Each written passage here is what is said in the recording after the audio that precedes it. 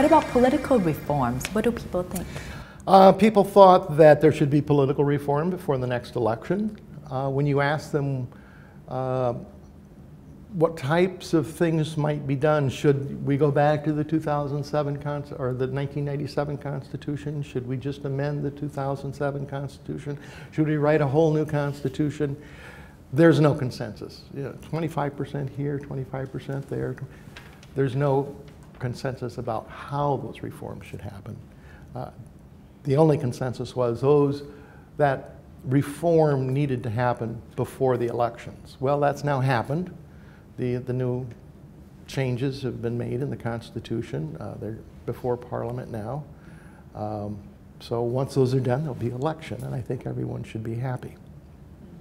So do you think the situation would somehow improve after the election? One would hope so. Depends upon how the election unfolds. One other very interesting question, I think, is we asked people, do you think that any political party should be able to come to your community and campaign, even if everybody disagrees with them? And the vast majority, almost 80% of the population, is saying yes, everyone should be free to come and campaign in our community. I mean, that's a very positive answer, saying, I don't want to hear that color, I don't want to hear that political party. They're basically saying, yes, everyone has a right to come and campaign in my community. So there was also a slight increase between 2009 and 2010 in the number of people who think that the next elections will be free and fair. There was also a slight increase in the number of people who said, I would feel better.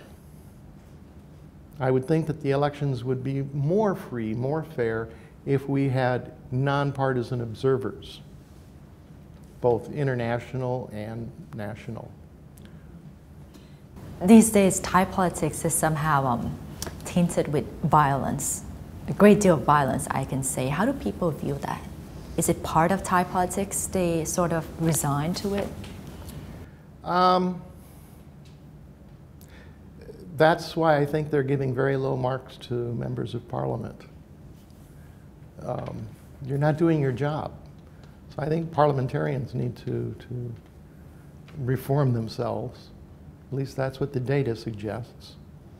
They're also, again, asking the question, should politicians who have been found guilty of corruption for whatever reason, should their convictions be stayed? Should they be let out of prison? And the majority of the population is basically saying no, convict them. So they are not supporting politicians who are corrupt. They're not supporting political parties who play with the rules of the election. If a party is banned, they're basically saying, the courts have banned you, so you're banned. Talking about, for example, all of the senior politicians who were banned when their parties were dissolved by the Constitutional Court over the past few years. Again, the majority of the population is agreeing with the courts.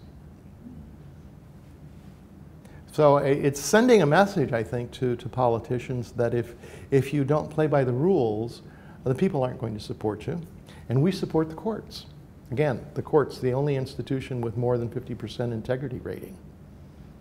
They're agreeing with the courts of justice on these issues. What's the tolerance level on vote buying? We didn't ask this question again this year because the data from 2009 was just so overwhelming. And that is, we will take your money, but we'll vote for whoever we want. We'll take money from everybody, but I'm still going to vote for who I want. And what is significant about that answer is that's very different than 30 years ago, when I think people they felt a moral obligation. If I take your money, then I have to vote for you. That moral obligation is now gone. And many politicians haven't figured that out. Indeed, well, I'll tell you a little story.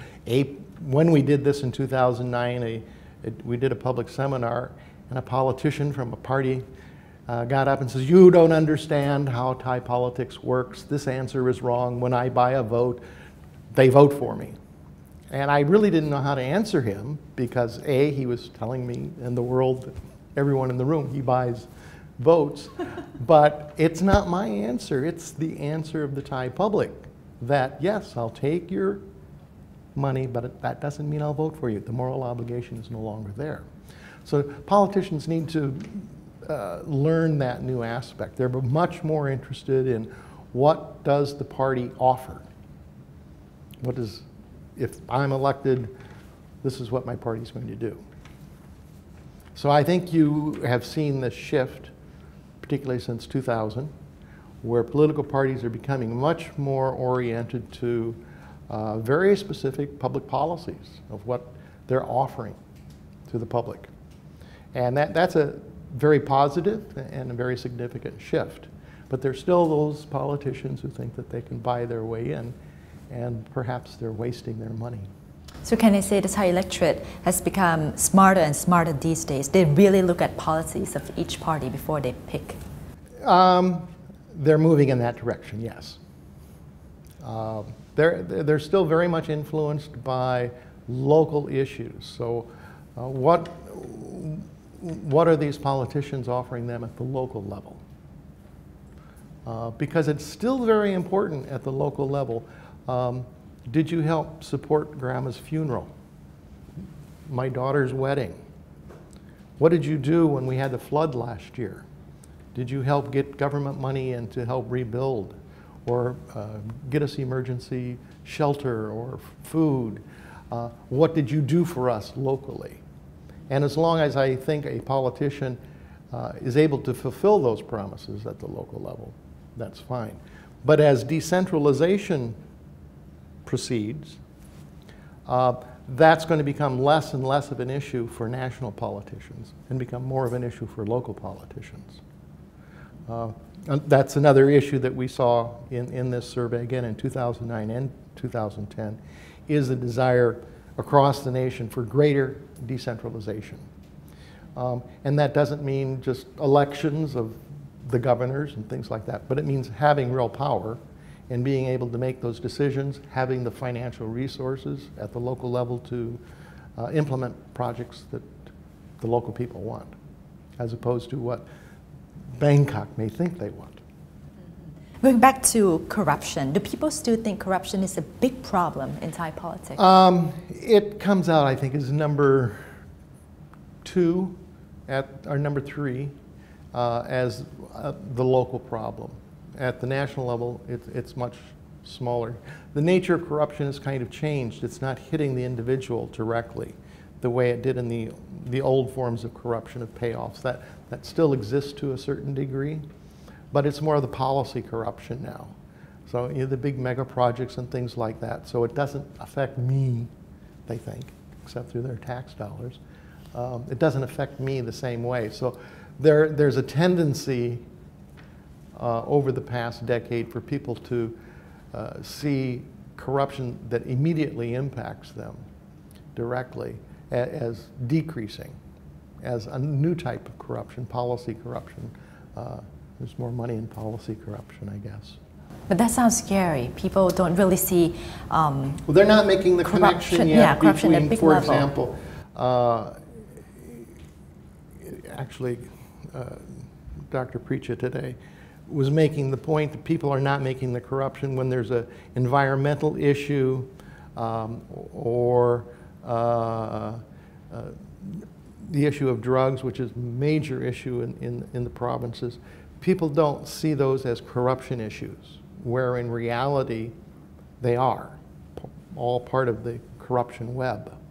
And people are basically seeing corruption as, you know, payments that they have to make, as opposed to the policy corruption issues. They're not yet making that linkage.